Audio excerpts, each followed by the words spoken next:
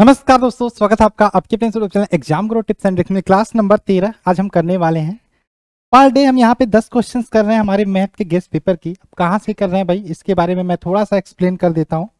ठीक है, चलिए। ये जो गेस्ट पेपर है हमारा ये वाला है, 500 क्वेश्चन का इंपॉर्टेंट गेस्ट पेपर मैंने तैयार किया था 2022-23। आपके जो रेलवे ग्रुप डी 70% क्वेश्चन यहाँ से फंसने की गारंटी मैंने लिखी है। ठीक है, मैंने फिर से बोलता हूँ भाई, कम से कम 15 क्वेश्चन तो फंसने ही फंसने आपके रेलवे ग्रुप डी परीक्षा में। ठीक है, भले ही हो सकता है नंबर चेंज हो जाए लेकिन प्रश्न उसी टाइप के रहेंगे। ठीक, इसके अलावा ये साइंस का पीडीएफ है। मैं फिर से बोलता हूं, जिन लोगों का साइंस मैथ वीक है, इन दोनों के वेटेज की बात करें रेलवे ग्रुप डी परीक्षा में 50 क्वेश्चन आने हैं। इसके अलावा रीजनिंग के 30 क्वेश्चन, यानी कि 80 हो जाते हैं।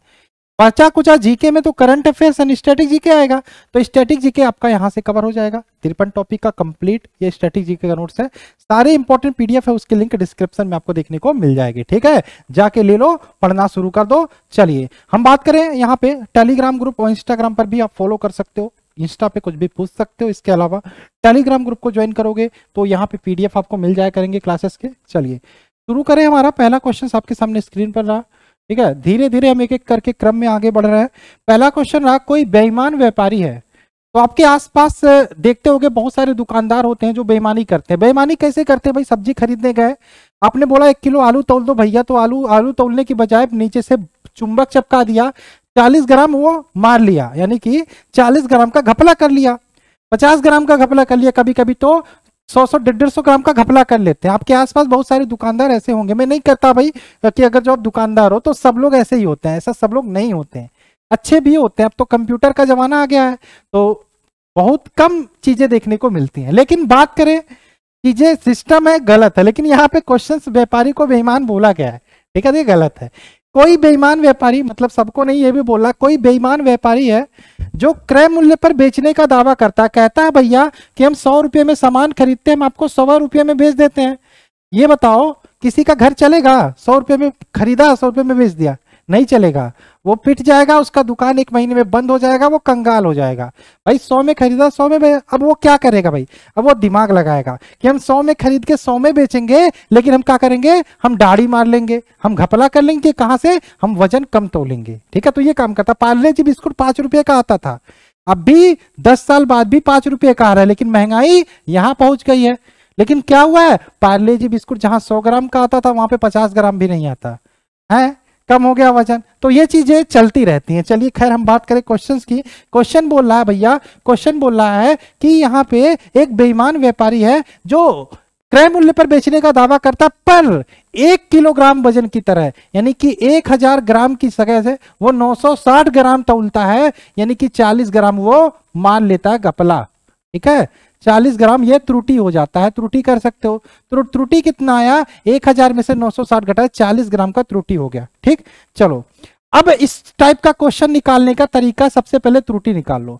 तो क्या पूछा है, तो मुनाफा परसेंट निकालना है ना, तो मुनाफा परसेंट हो जाएगा जितने का त्रुटि हो रहा है, जितने का त्रुटि हो रहा है प्लस जितना गलत बाट वो प्रयोग कर रहा है गुणे 100, यानी कि त्रुटि कितने का हो रहा है, 40 का, कितने का बाट प्रयोग कर रहा है, 960 का, और यहाँ पे मल्टीप्लाई करोगे 100 से, चूंकि परसेंटेज में निकालना है। काटोगे 4 से, ये 0 कटा, 4 से काटोगे 4 दूनी 8, 4 चौके 16, 100/24 करोगे 4.16 आएगा ना, 4.16% आएगा ना, 4.16% का यहाँ पे उसे मुनाफा होगा।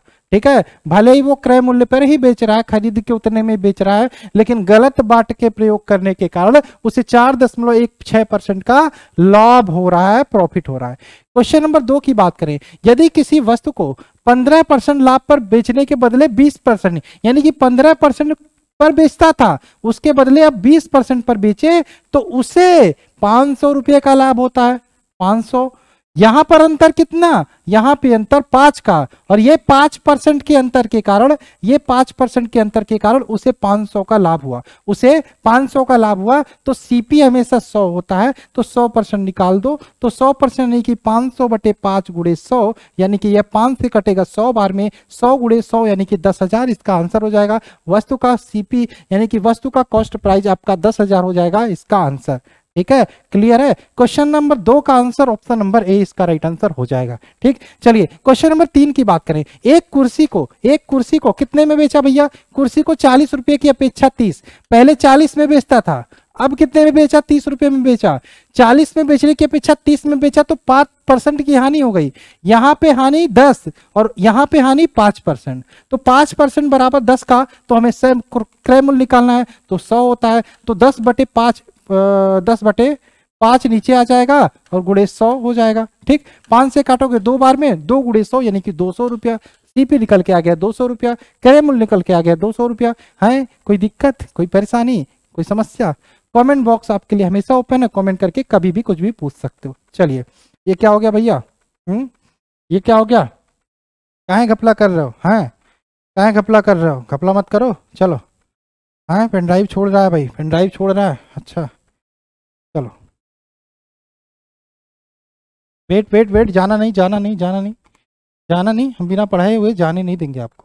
हाँ, चलिए क्वेश्चन नंबर 4 की 3 हो गया ना, 4 की बात कर लेते हैं। 4 क्या है?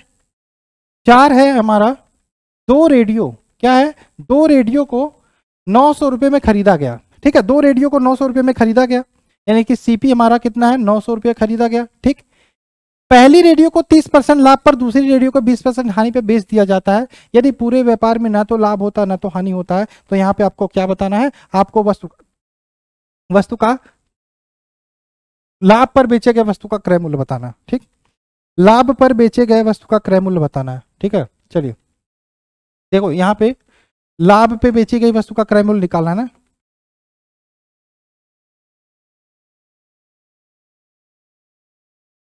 का सीपी निकालना है। ठीक है, सीपी निकालना है। तो इसमें एक को 30% की हानि पर बेचा गया और एक को 30% के लाभ पर बेचा गया, दूसरी को 20% की हानि में बेचा गया। तो लाभ पर बेचे गए वस्तु को का क्रय मूल्य क्या होगा? तो याद रखना, इनमें क्या करो, दोनों को जोड़ दो। लाभ पर बेचे कितने में बेचा गया? 30, और हानि पर बेचा गया कितने में? 20, यानी कि दोनों को जोड़ोगे कितना आएगा? 50। ऊपर हानि वाला लिख दो, हानि 20% की, तो ऊपर 20 लिख दो, थोड़े 100 का मल्टीप्लाई कर दो, आंसर हो जाएगा। ये जो आएगा ये लाभ पर बेची गई वस्तु हो गया। ठीक है, 0 से 0 काटोगे, 5 से काटोगे 100, 20 बार में 20 दूनी 40 है, 20 दूनी 40, 40 क्या आएगा? 40 आएगा ना, सॉरी परसेंटेज थोड़ी निकालना है यहाँ पे, है परसेंटेज तो नहीं थोड़ी निकालना है। ठीक है, तो हमने टोटल जोड़ा, 30 और 20 को जोड़ दो। पहला काम करो, 30 20 को जोड़ा तो कितना आ गया? 50 आ गया।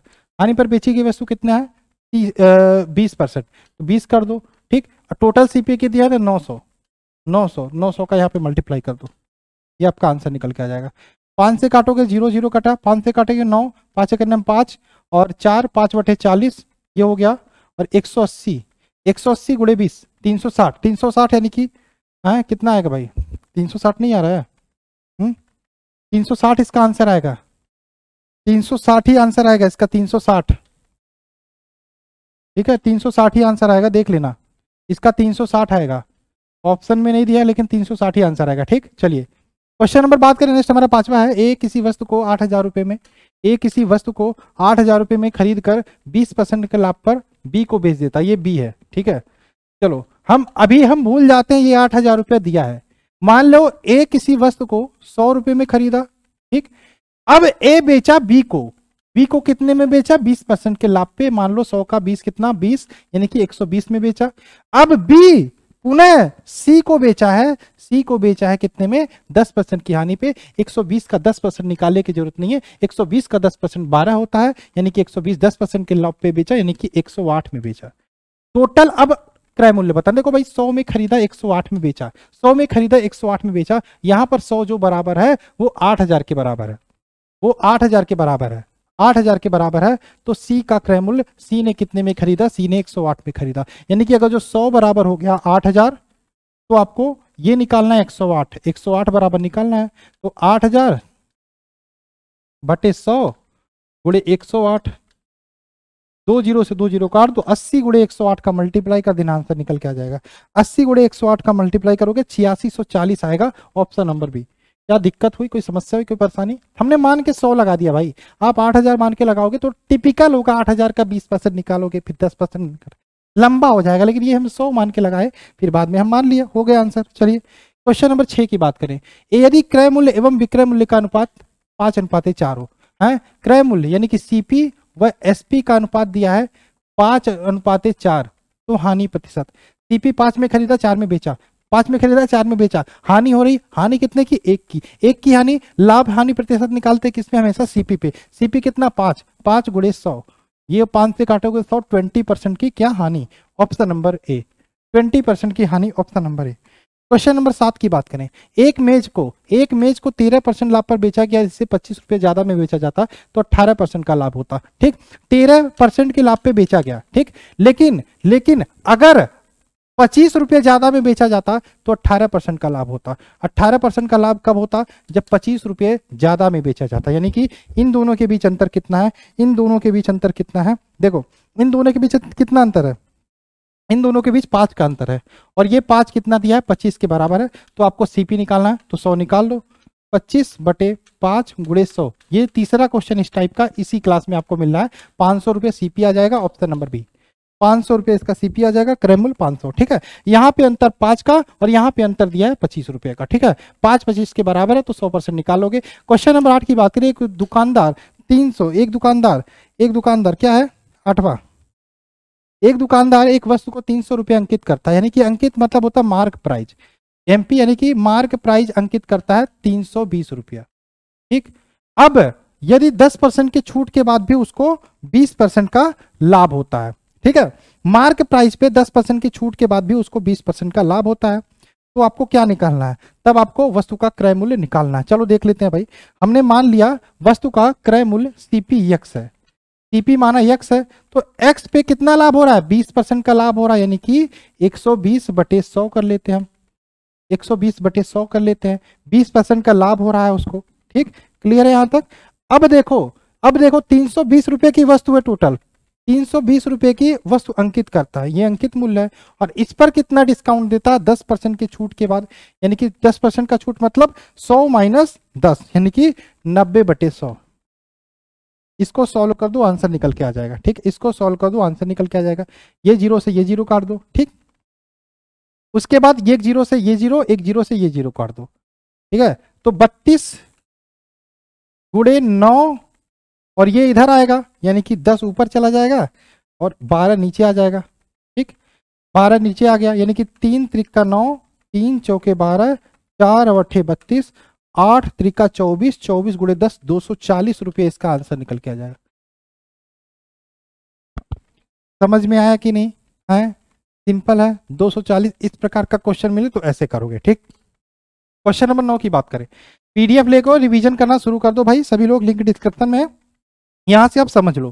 पी ने एक वस्तु को 1600 रुपए में खरीदकर 10% के लाभ पर बेच दिया। यदि इस वस्तु को 1840 रुपए में बेचा होता तो उसे का लाभ प्रतिशत बताना है आपको, ठीक है। 1600 रुपए में खरीदा, 10% के लाभ पर बेच दिया।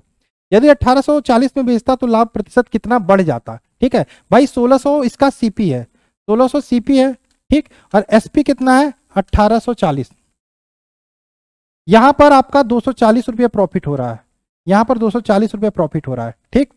और ये 240 निकाल लो कितना हो रहा है 1600 का,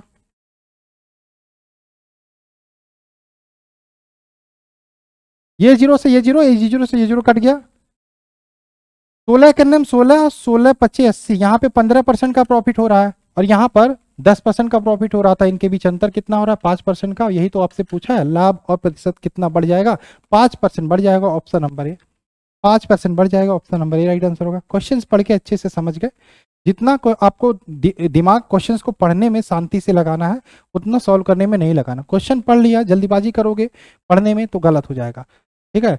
क्वेश्चन नंबर 10 की बात करें। 10 क्या है, एक मेज को 10% के लाभ पर बेच दिया गया, ठीक है। यदि इसका क्रय मूल्य 5% कम कर दिया जाए तो यह 7 रुपये अधिक में बिकता तथा 20% लाभ होता तो मेज का क्रय मूल्य, ठीक है। सीपी यहाँ पे मान लो 100 रुपया, मान लो सीपी यहाँ पे 100 रुपया है, ठीक। 100 रुपया यहाँ पे मान लो सीपी है, ठीक है। 100 रुपया मान लिया सीपी है। अब 100 सीपी है तो एसपी कितना होगा, मेज को 10% के लाभ पे बेचा गया तो पहले आपका सीपी 100 तो एसपी 110 रुपया हो गया, ठीक। अब की बात कर लेते, ये तो पहले हो गया, ये तो पहले हो गया। अब यहाँ पे क्या कह रहा है, अब इसका क्रय मूल्य 5% कम कर दिया गया। तो अब क्रय मूल्य 5% कम किया गया, यानी कि सीपी अब कितना हो गया, 95 हो गया, 95 हो गया। ठीक, चलिए, और अब 5% कम कर दिया तो यह 7 रुपया अधिक में बिकता है। ठीक है, 5% कम करने के बाद नया एसपी क्या होगा, वो 7 रुपया अधिक में बिकता है, ये बोला है। ठीक, चलिए, और 7 रुपया अधिक बिकने के बाद 20% का लाभ होता है, यानी कि 95 का अगर जो हम 120% निकालते हैं, 95 20 हो रहा है ना, तो हम प्लस करेंगे 100 प्लस 20, 120/100, ये हम निकालते हैं। तो ये 0 से ये कटा, ये 2 बार में कटा, और 2 से ये 6 बार में कटा, और ये हमारा 5 से कटेगा कितने बार में, 19 बार में। 19 छक्का कितना हो गया, 19 छक्का मल्टीप्लाई करो 114 हो गया ना। ठीक, तो यहाँ पे हमारा नया एसपी निकल के आ गया 114। यहाँ तक कोई दिक्कत, नया सीपी, पहले सीपी पहले एसपी और बाद में सीपी बाद में एसपी, 114 निकल के आ गया। तो आपसे पूछा क्या है, आपसे पूछा है तो यह 7 रुपया अधिक में बिकता। ठीक है, यहां पर अंतर कितना है, यहां पर अंतर कितना है एसपी में, यहां पे अंतर है आपका कितना, 4 का अंतर है, और यहां पर अंतर है कितना, यहां पर 7 रुपये अधिक में बिकता। यहाँ पे 4 का अंतर, वहां पे 7 का अंतर। तो आपसे पूछा है क्रय मूल्य, तो 100% निकाल लो, 7/4 × 100, 4 से काटोगे 25 बार में, 25 × 7 का मल्टीप्लाई करो, 175 के आसपास आ जाएगा। Option number A right answer होगा। क्या समझ में नहीं आया, हमें कुछ नहीं, जो दिया वही किया। पहले हमारा सीपी एसपी दिया है, बाद में सीपी दिया है, तो एसपी भी हम निकाल लेंगे, 20% अधिक लाभ पर बिकता है। तो इनका अंतर, यहाँ पे सीपी का अंतर जो दिया है उसके बराबर करके हमने सीपी 100% निकाल लिया, आंसर हमारे सामने है। तो इसी प्रकार से लगभग मैंने सारे क्वेश्चन लगाए। तो ये थी आपकी क्लास नंबर 13। इसी प्रकार से ये सीरीज कंटिन्यू रहेगी, पढ़ते रहिए, मस्त रहिए, चैनल को सब्सक्राइब करना मत भूलिएगा। चलिए मिलते हैं क्लास में, बाय बाय, जय हिंद, जय भारत।